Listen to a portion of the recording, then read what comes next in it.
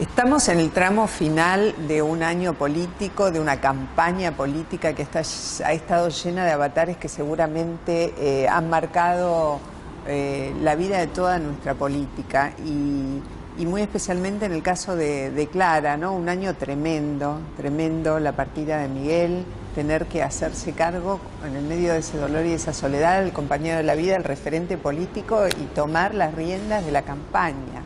¿Qué estás sintiendo en este momento, Clara, en relación a todo lo que ha pasado? Sí, es así. Quizá una faceta personal que no sea distinta a las más de 100.000 familias que han perdido un ser querido por el COVID, por esta pandemia que nos llevó vidas, pero también nos llevó relaciones interpersonales. A mucha gente le llevó parte de su salud sin haber sido la vida completa, que a muchos y muchas les llevó también dificultades económicas, su pequeño negocio, su trabajo. De manera que en esa parte personal abrazo y me conmuevo a tantas mujeres en especial que también hemos perdido un compañero.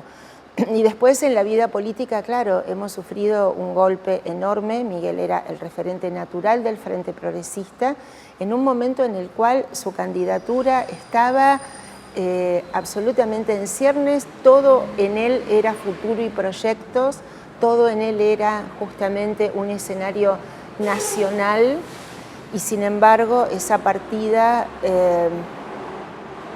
tan difícil, tan inesperada, tan injusta, nos llevó a quienes formamos parte de su equipo y de sus años de trayectoria a tomar la posta, ¿no? Ahí, como una ese antorcha. es el punto más difícil, tener que pararse en medio de una situación sin margen de tiempo, Ninguno. porque no hubo posibilidades. Retomar las riendas del proyecto, retomar las riendas del frente, del partido y salir adelante. ¿Qué impulsó y de dónde salió esa fuerza para, con Mónica sobre todo, hacerse cargo de la situación? Fue una fuerza colectiva, Mónica. Mónica, vos, además de Mónica, nuestra Mónica Fein.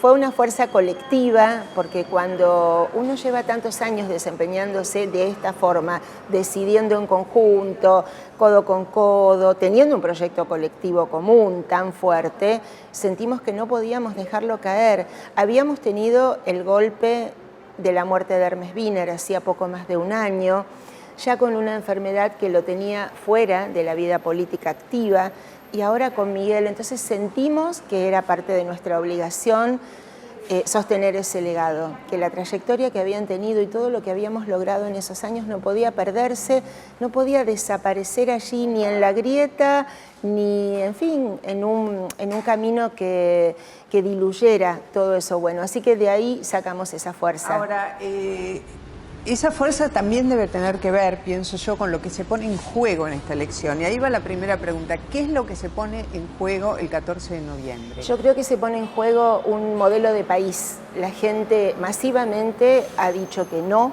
a esta conducción tándem de Alberto y Cristina. Hay 17 provincias de nuestro país que han votado en contra. También en nuestra provincia, obviamente, nuestro gobernador, que es además candidato y que está en la boleta como senador, bueno, más de un 80% de la gente eligió no votar a esa boleta. Creo que es una señal. Mira, ese domingo decíamos, qué autonomía y qué mirada fina de la gente al tomar las decisiones. Creo que necesita un nuevo modelo de país, que sea transparente en la política, que tenga la generosidad de buscar consensos y que además gestione bien, porque todo lo que se ha gestionado en estos últimos años empeoró los problemas más estructurales, la inflación, el desempleo, la inseguridad. Ahí aparece un tema que es, bueno, como en muchas otras elecciones anteriores a nivel nacional y a nivel provincial, se ha votado mucho en contra, se ha votado en contra. ¿Cuáles serían los elementos que debería reconocer la oposición para capitalizar ese en contra por un a favor? Y en tal caso, ¿qué pasa con la polarización, siendo un partido que escapa a esa polarización? Yo creo que esta grieta que se impuso hace algunos años trae como consecuencia justamente una suerte de péndulo. A tiene mucha fortaleza y entonces parecería que la única chance es que B pase a tenerla y después al revés. En cierta manera, Cristina creó a Macri y Macri, haciendo las cosas mal, le dio el lugar a Alberto. Y nosotros siempre sentimos que en Santa Fe era diferente, con una fuerza del Frente Progresista, que es una oposición que no solo declama, o en todo caso no solo grita o confronta, sino que puede mostrar saber hacer. A mí me gusta decir, somos lo que hicimos. Entonces te das vuelta y ves que para Santa Fe el Frente Progresista ha sido la fuerza política que le ayudó a crecer.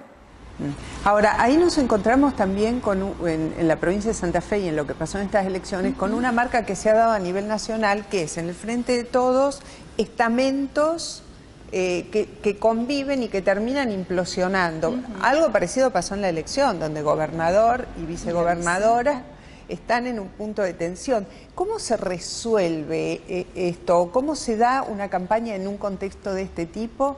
¿Y qué aporta una tercera fuerza a este tipo de escenario político? Yo creo que esa interna política del partido de gobierno se transformó en una interna de gobierno que paralizó absolutamente toda la gestión. Si alguna chance había de que el gobernador asumiera algún tema estructural, al tener pulverizado el poder interno, porque la mitad de ministros o X cantidad de ministros están de un lado y los otros del otro, no dialogan, y eso hace que no encuentren las soluciones. Bueno, trajo como consecuencia que la gente fuera rehén de esa interna.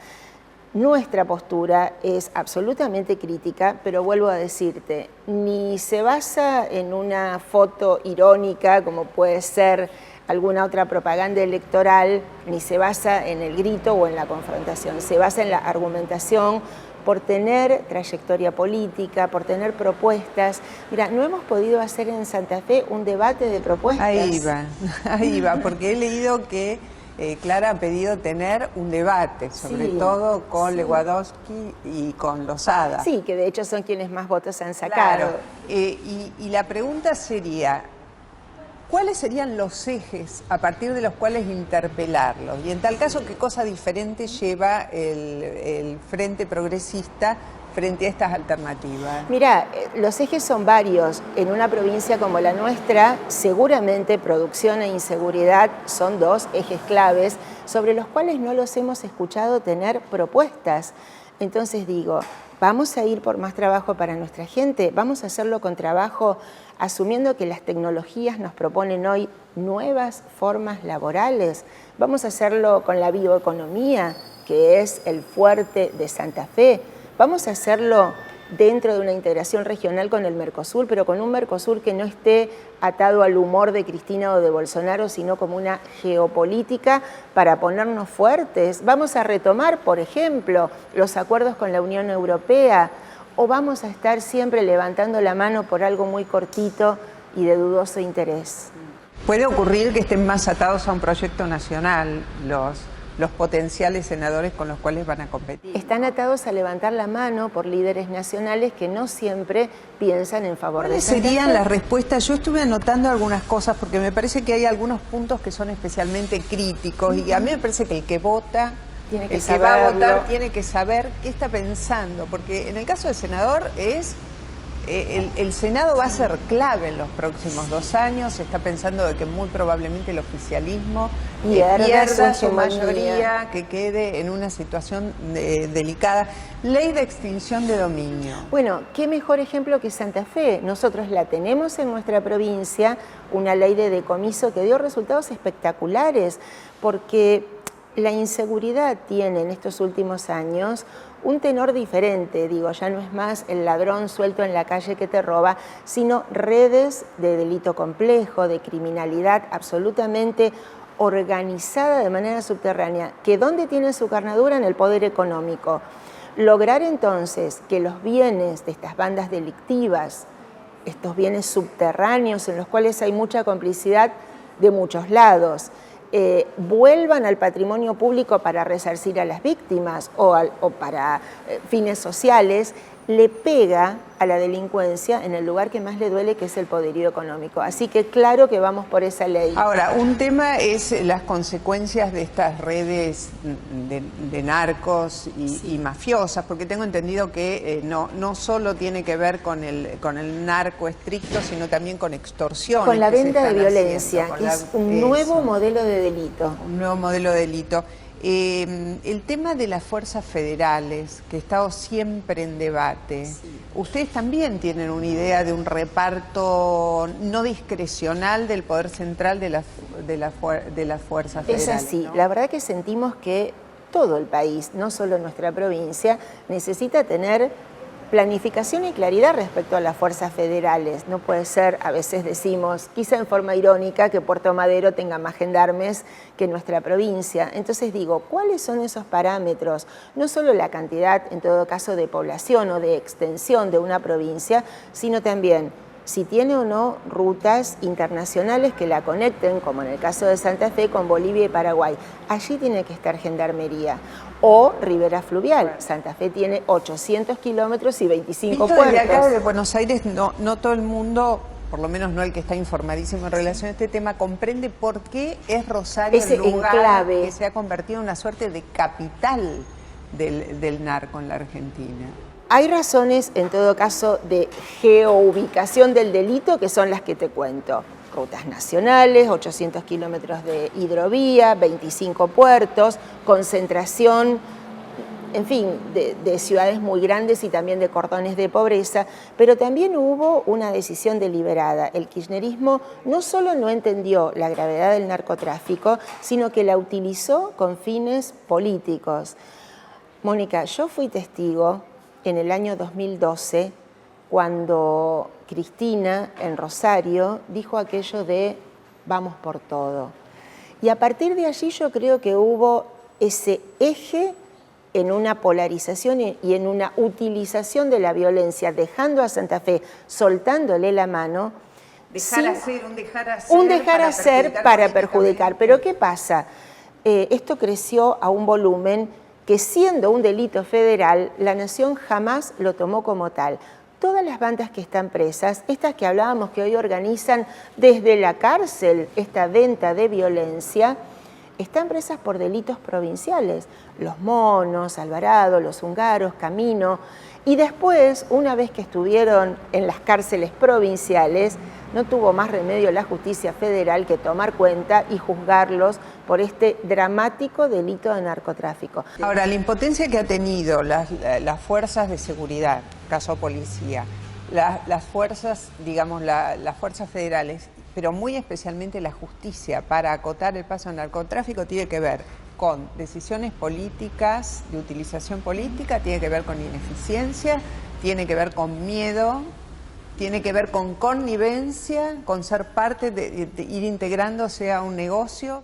Quizá un poco de todo. Cuando uno piensa por qué la justicia federal no tiene laboratorios para estudiar balística o teléfonos celulares y lo manda a Buenos Aires, uno no puede decir que sea ineficiente el fiscal que no dispone de esas herramientas. Ahora, ¿quién tomó la decisión política de que no existan ni más personal capacitado, ni más herramientas tecnológicas? Porque, como decíamos, ante el delito complejo, el Estado tiene que tener inteligencia e investigación compleja, porque si no van varios cuerpos adelante. Estaba pensando que entre los temas pendientes para un eventual debate con quienes pretenden ir por la senaduría también de la provincia de Santa Fe, gente del oficialismo de Juntos por el Cambio, está el tema de los biocombustibles, ¿no? Uy, sí. Vos sabés que a mí me da vergüenza que haya sido un legislador de mi propia provincia quien presentó el proyecto que finalmente se terminó votando. Y expliquemos brevemente. El combustible tiene un componente de hidrocarburos, vaya sí, contaminante, y que además se termina como bien de la naturaleza, y un componente sustentable que se genera en la bioeconomía porque se hace con los granos de nuestro campo. El mundo está tendiendo a que esa relación sea cada vez más sana en términos ambientales. Nuestra ley tenía un horizonte hacia adelante y hubo una nueva ley que lo interrumpió. lo hizo para atrás. Entonces, ganaron el lobby de las provincias petroleras, pierde nuestra economía, nuestra gente de campo y pierde el medio ambiente. ¿Quién gana? El otro ítem muy interesante, tiene de alguna manera que ver con esto, es lo que se ha llamado el ecocidio, o sea, el tema ambiental. ¿Qué está pasando en las islas? ¿Qué está pasando con el tema de los incendios? ¿Qué es lo que está ocurriendo? Hay centenares de miles de kilómetros que se están quemando y te diría la quema es en todo caso la visión dramática de cómo se está perdiendo ese ecosistema. Los rosarinos y rosarinas aspiramos el humo, ese humo es en todo caso un símbolo, pero abajo de eso tenés perjudicada la flora, la fauna, el aire, el agua. Nos debemos primero tipificar y castigar el delito ambiental, cosa que todavía en nuestro país no está incorporado con la gravedad que requiere, pero además cuidar la salud y cuidar la naturaleza. Hoy incluso ya hablamos de salud no solo en términos humanos, sino en términos así de ecosistema. Hay intereses porque también choca con las formas de producción, pero creo que nos debemos un debate para dar formas de producción con transición, pero hacia modelos más sustentables. Bueno, faltan muy pocos días para el 14 y es una fecha que va a determinar básicamente, bueno, para esto son las elecciones, la composición de ambas cámaras. Sí. Probablemente la Cámara que tenga más cambios sea la Cámara Alta, la Cámara de Senadores, a donde pretende llegar Clara. Sí. Son 3 los senadores que van a entrar por la provincia de Santa Fe, o sea que hay chances. ¿Cómo te imaginas el nuevo Senado? Bueno, con mucha más puesta en escena de qué llevamos cada senador de nuestra provincia a ese ámbito de decisión, porque hasta ahora ha sido un lugar de levantar la mano por obediencia partidaria, incluso oscuro, hasta el simbolismo de que las leyes se voten de madrugada y sin conocimiento. Yo me imagino un Senado más abierto, sin un poder hegemónico de Cristina y de su gente, que lleve a debates más serios. Bueno, por algo, fíjate que los senadores tienen un mandato de 6 años que traspasa los 4 del presidente como una suerte de reservorio de los planes de futuro. Yo quiero eso, quiero poder trabajar. Y ¿sabes qué, Mónica? Que no esté mal visto la búsqueda de consensos, muy por el contrario. Yo quiero que la gente nos exija que aún en la diversidad encontremos la síntesis para mejorar los problemas. Se ha visto en muchos debates y sobre todo en debates sensibles, en debates calientes, esta cosa de que los gobernadores presionan, orientan, bueno, inciden directamente, incluso a veces hacen canje con el voto de sus legisladores, ¿no? También hacen canjes políticos. Hay una política de apriete que es látigo y la billetera. Látigo y billetera, es muy mala, digamos, y la ves en el estamento que quieras, desde un presidente comunal que de manera impune deja un video diciendo que hasta que no le saquen la foto del voto no le da los 10.000 pesos que tiene prometidos, o sea, una falta de valoración hacia los derechos de las personas que votan, pero también lo ves del gobernador a los intendentes o del presidente a los gobernadores. Yo quiero una política más sana, más transparente, con ideas, con proyectos, abierta, que no quede subsumida en los despachos. A mí me encanta viajar por la provincia, por el territorio, y creo que también la gente nos tendría que obligar a eso, menos despacho con escritorios de madera y mucha más calle, mucha más ruta, mucho más ciudad y campo. Se viene también, hay mucha expectativa en el aire acerca de lo que va a pasar el 15, y esto más allá, mucho más allá de lo que sea el resultado electoral, que más o menos punto más, punto menos, pero el tema es el desafío del gobierno de los próximos 2 años con un presidente extremadamente debilitado, con una coalición que está detonada, pulverizada interiormente, con imagen negativa en sus principales 5 referentes, algo sumamente grave. ¿Qué tiene para aportar la oposición o dónde debería pararse la oposición en un momento tan extremadamente inestable y delicado? Con mucha responsabilidad, porque más allá de las victorias electorales hay una responsabilidad institucional para que nuestro país tenga entera la figura de su presidente, coincidiendo o no. Así que poniendo como telón de fondo la responsabilidad, después la búsqueda de diálogos para poner sobre la mesa los temas que están realmente mal. No es desestabilizante decirle al presidente que la inseguridad hace una calidad de vida muy mala, que el desempleo tiene a la gente en niveles de pobreza atroces o que la escalada de precios hace que la inflación coma lo poco que un sueldo puede cubrir. Entonces me parece que tenemos que tener crítica con respeto institucional y que, claro, el gobierno sea internamente el primero que ponga esa responsabilidad sobre la mesa. Se ha hablado mucho de la propuesta que hay de algunos referentes del interior del frente gobernante, caso Massa, de ir a la búsqueda de un acuerdo, de una mesa de consenso, de acuerdo, de concertación. ¿Están dadas las condiciones para esa mesa? ¿La oposición debería sentarse a consensuar en este contexto? Yo creo que siempre hay condiciones para consensuar. Ahora preguntaría, ¿la idea es de Massa o es del gobierno? Y en todo caso, ¿tiene una mesa interna que logre esos consensos para después buscarlos afuera? Otra pregunta es ¿quién es el gobierno? Bueno, por lo menos el día 15.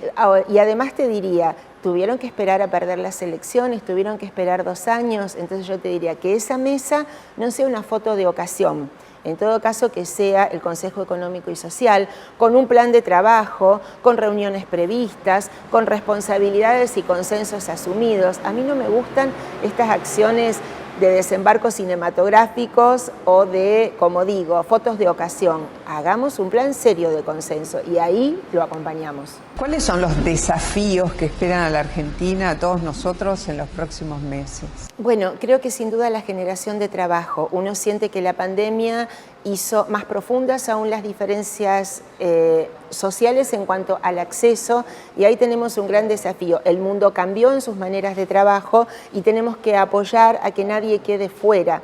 Te diría que otro gran desafío es la educación, que aunque no es urgente, pero es tan formadora de personas libres. Y este periodo mostró las desigualdades que no solo tienen que ver con la realidad social o económica, sino territorial. Vamos a un país federal que tire para arriba. Te diría el otro tema de los precios, de la inflación, porque si no, no tenemos chance de lograr, bueno, un futuro de previsión para quien tiene un sueldo, pero también de previsión para quien invierte. Yo quiero empresarios que tengan la claridad de que pueden invertir y que sus negocios sigan en pie. Me detengo en el tema del trabajo porque probablemente sea el más sensible.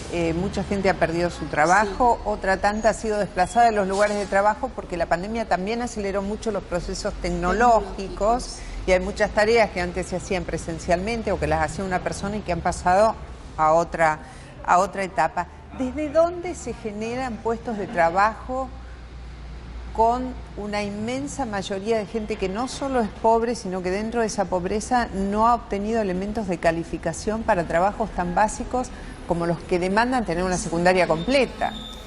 Bueno, hay que trabajar en varias líneas a la vez, algunas actitudinales que tienen que ver con recobrar el cumplimiento de horario, el trabajo en equipo, que te den una orden y sepas interpretarla, nociones básicas para sacar un porcentaje, para entender que hay que aprender, para entender que en el equipo hay que enseñar. Creo que son cuestiones, como digo, actitudinales que este último tiempo vienen perdiéndose.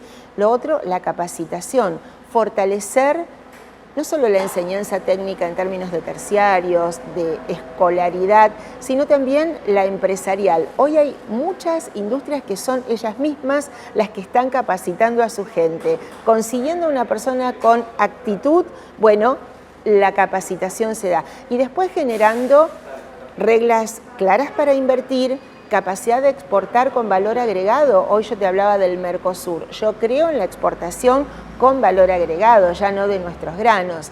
Te diría otro tema en el cual el Estado puede hacer mucho, que es la obra pública. Nosotros somos muy críticos de que el gobierno de Perotti guarda los fondos en el banco. ¿Cómo es eso de que se guarda la plata y no la ejecuta? Es raro, ¿verdad? Es un gobierno que ha multiplicado por 8 los saldos bancarios indispensables para tener un flujo normal, bajo una idea muy extraña de que se crea que juntar fondos en el banco es eficiente, cuando en realidad tanto se necesitan, como en este caso, para multiplicar trabajo genuino haciendo obra pública. Ahora, todas estas cosas son posibles en un escenario económico diferente al que tenemos, donde desde ya la inflación no nos haga imposible prever cualquier cosa. Hoy estamos frente a un escenario de abismo, de vértigo. Sí.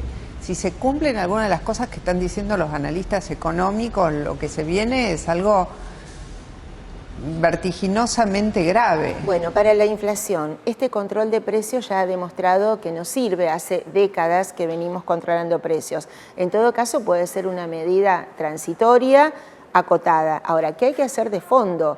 Un gobierno generó déficit emitiendo, el otro gobierno generó déficit endeudando. Eso es algo que hay que absolutamente frenar. Tenemos expectativas devaluatorias que hoy ponen aumento de precio por la expectativa de lo que viene. Tenemos una competitividad baja que hace que haya pocos actores que definen precio. Aumentemos esa competitividad. Tenemos contratos indexados. Argentina tiene que salir de esa trampa de la formación de precios por indexación que está implícita en nuestra lógica económica. Y hay que generar confianza. Parece tan sutil, parece tan subjetivo, pero sin embargo los países que permiten reglas de juego que se sostienen en el tiempo, y a eso me refiero, a generar confianza, son los que Está bien. Una cosa es la confianza externa de los que nos miran de afuera y otra cosa es la confianza interna del propio gobierno. Es decir, hoy se habla de una verdadera montaña de dólares de que disponen los argentinos y que están guardadas y que no se van a mover si no hay confianza. Tenemos un caso como es el del cepo a la exportación de carnes que yo creo que muestra, es emblemático, tomado sin consulta alguna de un día para el otro. De hecho, en nuestra provincia, que es la de mayor industria frigorífica del país, se entera por los diarios. Entonces, fíjate cómo le impactó. Por un objetivo que podría haber sido bueno, el de la baja de las carnes, pero que sin embargo en los precios eso no se notó. Le impacta a la producción ganadera, le impacta a la industria frigorífica.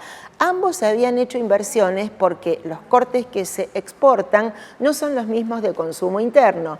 Bueno, han perdido el prestigio internacional de haber logrado esas operaciones globales, han perdido la inversión en la tecnología y los procesos para esos cortes y los precios tampoco bajaron.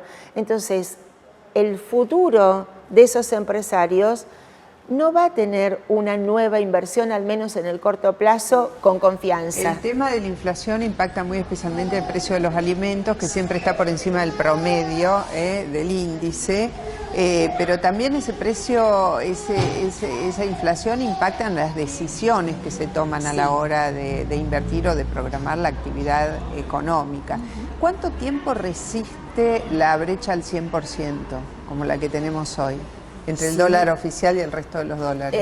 Esperemos que no tenga un shock que haga que nuestra economía, tan débil y tan finita en sus equilibrios, tenga un rodaje hacia el precipicio. A esto hablo de que como oposición tenemos que ser responsables. Creo que estamos ante un riesgo tan grande que ningún opositor serio puede, entre comillas, disfrutar la victoria política de destruir. Bueno, se ha escuchado mucho en las últimas horas decir de que el ajuste es inevitable y que el ajuste o lo hace el gobierno, o lo hace la institución, o lo hace la política, o lo hace la vida, la realidad, el curso de los acontecimientos, ¿no? Los dos escenarios meten miedo porque a nadie le gusta que le ajusten, pero me parece que el segundo es infinitamente más dramático. Sí, porque no está acompañado de un sostén. No quiero que quede gente sin trabajo, no quiero que quede gente sin vivienda. Ahora, el país ha tomado en los dos gobiernos anteriores muy malas decisiones. Yo te decía, por el lado de emitir en uno y por el lado de endeudarse de manera extrema en otro, sin que eso te generara ni obras de infraestructura, ni capital físico ni social, sino simplemente para sostener un Estado que, como socialista, espero sea un Estado eficiente, con servicios públicos para los que lo necesitan, transparente, austero, pero generador de bienes sociales. Eso no lo tenemos. Lo que está pasando y que quedó expresado en en esta situación de mucha disgregación interna y dificultad interna que tiene el oficialismo, expresa que las coaliciones pueden servir para ganar, al menos las que hemos tenido últimamente, pero no están sirviendo para gobernar. Y las diferencias que hay al interior del Frente de Todos, no digo que son tan extremas, pero también se expresan en Juntos o Cambiemos, o Juntos por el Cambio, o como querramos llamar a este sector de la oposición. ¿Qué pasa con las coaliciones y qué pasa con los partidos hacia adelante? Soy autocrítica de los partidos y también creo que el devenir de figuras que no vienen de la política, pero que traen una carga, en todo caso positiva para los procesos electorales, como es el grado de conocimiento, nos compele a pensar que no estamos haciendo bien en el contenido de la política y en los formatos de comunicación para con la gente. Ahora, las coaliciones a veces son oportunistas y, como bien vos decís, tienen esta cuestión de unámonos en contra de. Ahora, gobernar es mucho más que ir en contra de alguien o de una, como llamó el peronismo, unidad en la diversidad, que después se vio que la diversidad era mucho más fuerte y más confrontativa que aquella unidad. Tenemos el caso de Milei que está expresando, si bien en el distrito de la ciudad de Buenos Aires, de Cava, a la antipolítica en un punto, ¿no? El antisistema, la política como una casta, ese tipo de mensajes que parece estar permeando muy fuerte en la sociedad, ¿es percibido desde los sectores de la oposición, el caso de ustedes, como algo a tener muy en cuenta, como un semáforo rojo? Yo creo que todo proceso social tiene que ser leído y tenido en cuenta. Me parece absolutamente erróneo. Si hay mala política, yo quiero mejorarla con buena política, no saliendo hacia afuera, porque en realidad tampoco esos resultados han sido positivos. Yo confío en la formación continua, en la formación de equipos, en los políticos que van haciendo escalones hasta llegar a determinados roles. No me gusta pensar que solo porque tienen frases altisonantes en los medios de comunicación, eso les da plafón para luego pensar en una transformación seria.